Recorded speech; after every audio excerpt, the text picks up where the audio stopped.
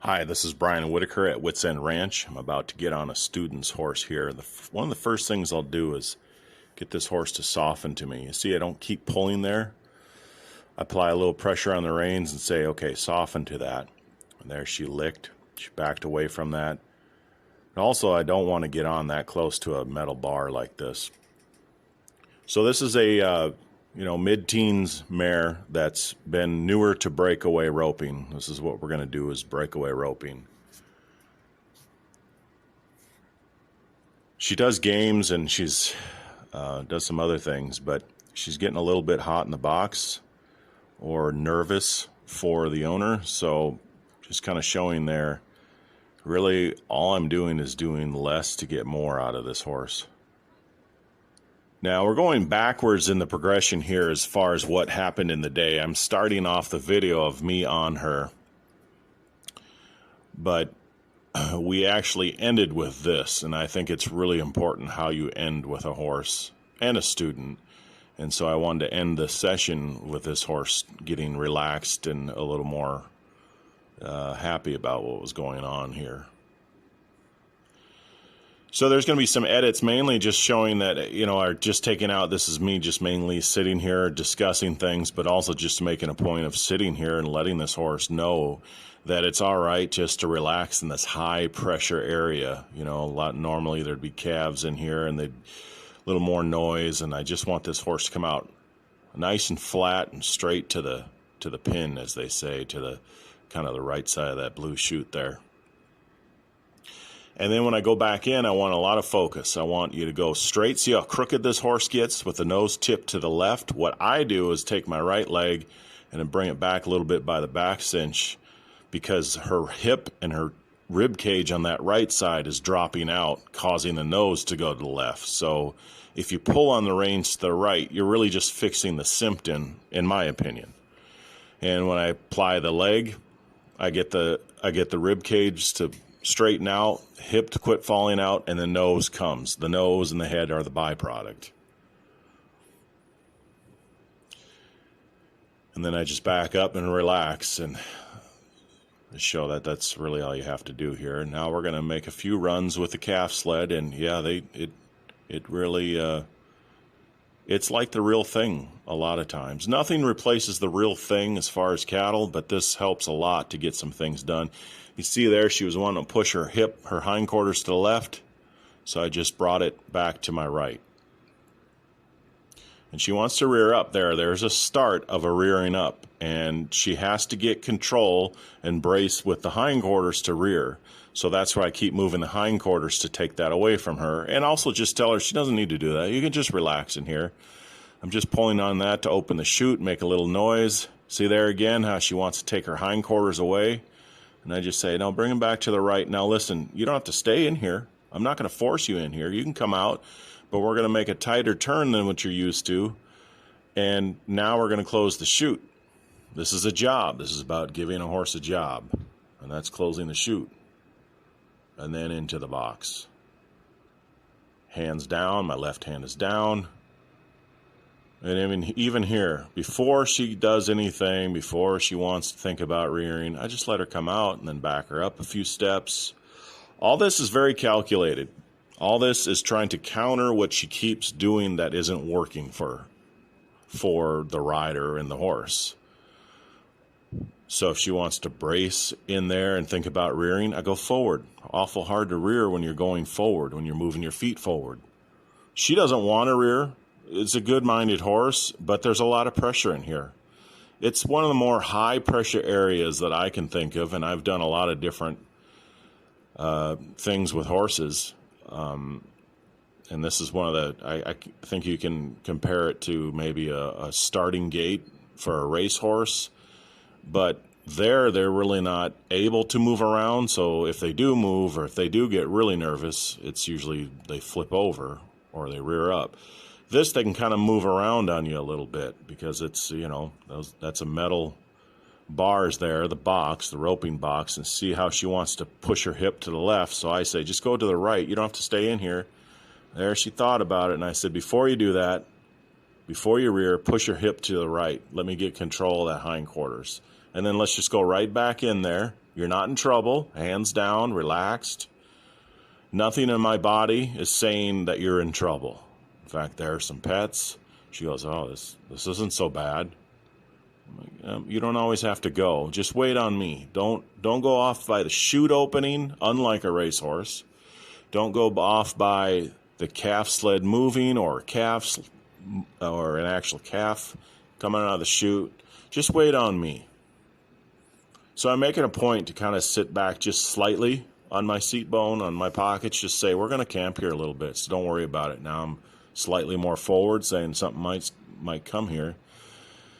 She did that well. She moved out well, but there was no stop, and she wanted to flip her hip again to the left. So instead of stopping and getting her just by her poor stop, I stopped her from moving off to the left. Basically, I just kept her moving forward when she wanted to move her hip to the left. It's just something she's learned to do to avoid getting pulled on and squeezed on at the same time. That's what's so great about these sleds. You don't have to keep having calves go in and out and in and out.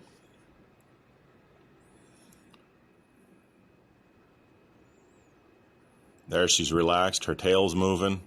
She came out really nice here.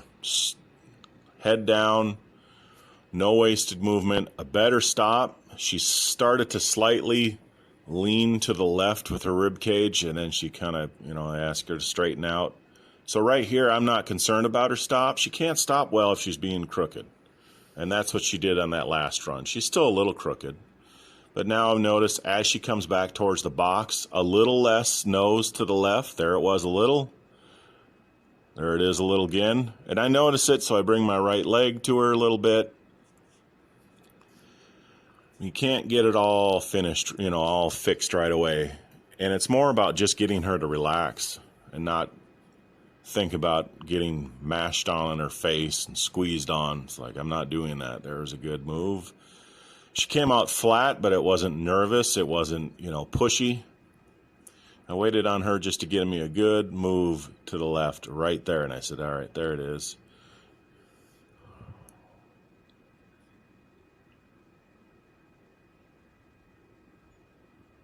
A lot of this, I'm mainly just keeping my left hand down, and I'm only picking up a little bit and letting her sort of push against the bridle.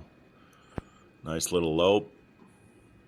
Stop is getting better because she's getting straighter, because she's not bracing. There, she's getting straighter. Now watch, she knows the deal. I don't have to do much at all. She moved herself over the chute in a nice way. See her slow down on her own. She goes, I think you're going to open that or close that. I said, yep, but we got to get up here. Watch her stop nice. Put my hand down. I make sure that I'm not pulling on them. It takes a little effort to close the chute, so I make sure that I don't brace on her mouth, that I put actually my hand down. And here I have contact. I have support with her to say, no, don't leave yet. Don't leave yet. See there, she's pushing into herself. I don't have to pull harder. I'm just showing her where to be. And if she pushes into it, it's not going to feel great, so quit pushing into it. And there she came back real nice. Little forward step, and I said, okay, can you back though? And there she's backing softer. And you just have to pick your spots with this. A lot of this is just experience. There she left really nice, and then she rated back. Not the most beautiful stop, but if it's effective, she's going to get the job done. So when you break away, you nod, chute opens. When you decide it's time to go, you rope the calf, and then the horse stops and the rope will pop off your saddle horn with a flag, and that stops the time. So the quicker you stop, the better after you rope. The quicker your time, and it's a timed event, so there she did again. She went right over there. I put my hand down, didn't have to pull on her. She goes, I know what's coming. She goes, look, okay, now we go this way. So you just say, man, what a champion you are. You're doing your job. You really like your job. So you keep my hand pretty low. What I like about this now, that little bit of hiccup there, and then she kind of straightens herself out here.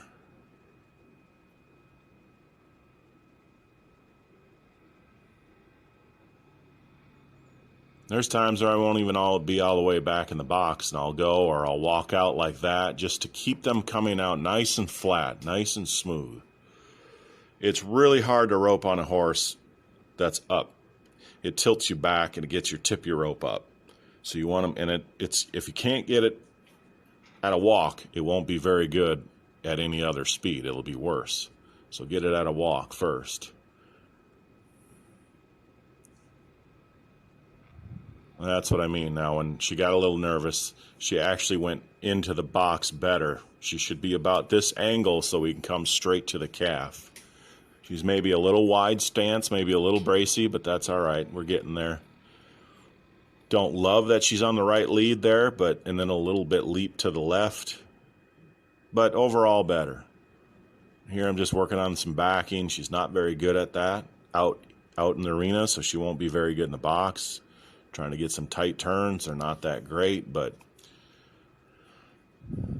she's really trying, and if you just give them these moments to try, you'll come along so much faster than just put so much pressure on a horse. There she is. She goes up. I know what's going to happen here. You're going to close the chute, and we're going to go over here. She goes, I got this down. I give her time to make the nice, easy turn. These turns are getting a little better. She's getting in the box a little better, and this is equivalent of scoring your cattle, where you just want a horse to listen to you and take the pressure off them. What I like now is she's starting to drop her head down. She's starting to relax sooner. She handled that real well.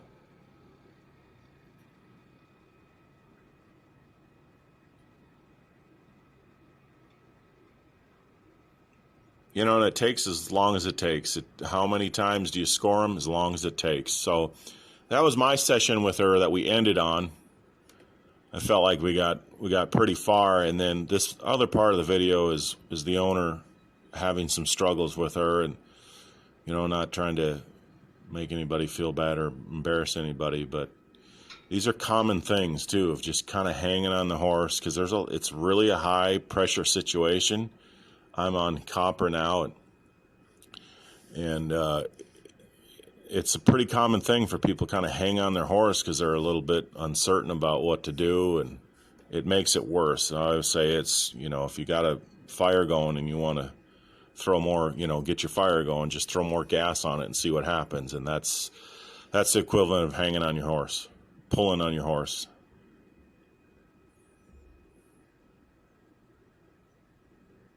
Now here, of course, we have cattle loaded.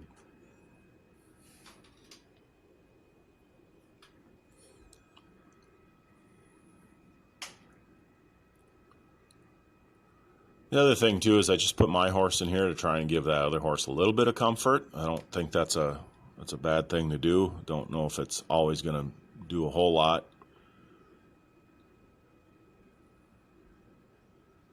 See how she loses the hip there, and the horse flips around. And that'll happen. But if it happens, then I want the horse to quickly go back into the box, face the other way. But now this is that's what I'm saying. This is kind of pilot error here. You keep looking to the right. It looks like you're trying to cue your horse to keep going. So make sure when the horse turns here, now look at the chute. And then I just go ahead and open it before anything really happens. To kind of like the horse to stay in that box a little bit, but I have no problem with a horse just wanting to come out a little bit. We can always go back to it. Some people just think no matter what, that horse shouldn't leave unless you ask him. But that's when they can really get nervous. I just let them come out because we're going to go back in anyway. This calf decided to take a little U-turn back to his buddies because he wasn't being roped. So just tracked him down.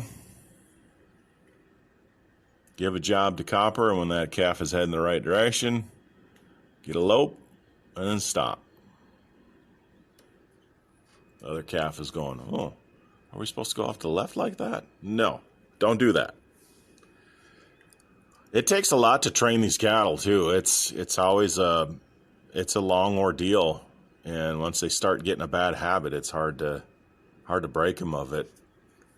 And I mean, it's anybody that's had cattle that roped them knows that, boy, this is really time consuming, and it's not as bad when you have beef cross cattles like this because you can usually get your money out of them. But if you get team roping steers or horn cattle that you pay a premium for to get, and then next, pennies on the dollar to sell, it's really frustrating because it takes a while to program them into what you want to do, and that's just basically run straight, run back home to your catch pen. But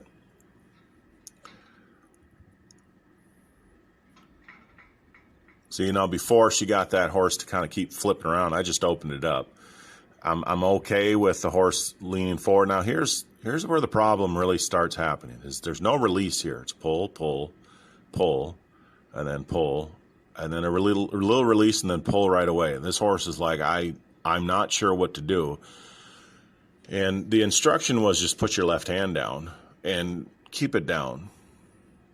And people get real used to pulling and bracing on their horse. You see, put it down, then bring it back up. And this is real common. You see the head shaking the horse? That's frustration. She's getting mad. There. Now look at the change in the horse. Left hand down, horse relaxed.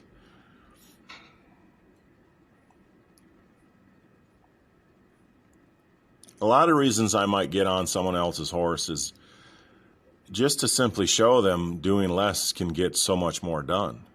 Well, it's not about what I can do or anything, just trying to show what I'm talking about. And even a little trip there because the horse just got so out of sorts there.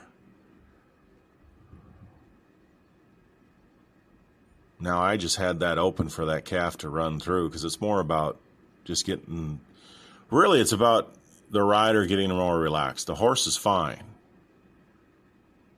But see, the left hand is really active and the hand gets real high. It comes in too soon.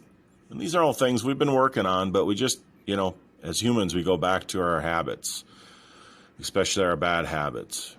There, the left hand down. See the change in the horse, like immediate. There, the left hand came up. And there's really no reason. You can bring your hand up to sort of support the horse, but there's really no reason right there to bring it that high, too. And, a lot of people aren't used to adjusting their reins as much as you do at least when I do, when I rope and even ride horses in general. But so like I said, this was backwards of how the day went, but just a little video here on working with a rope horse.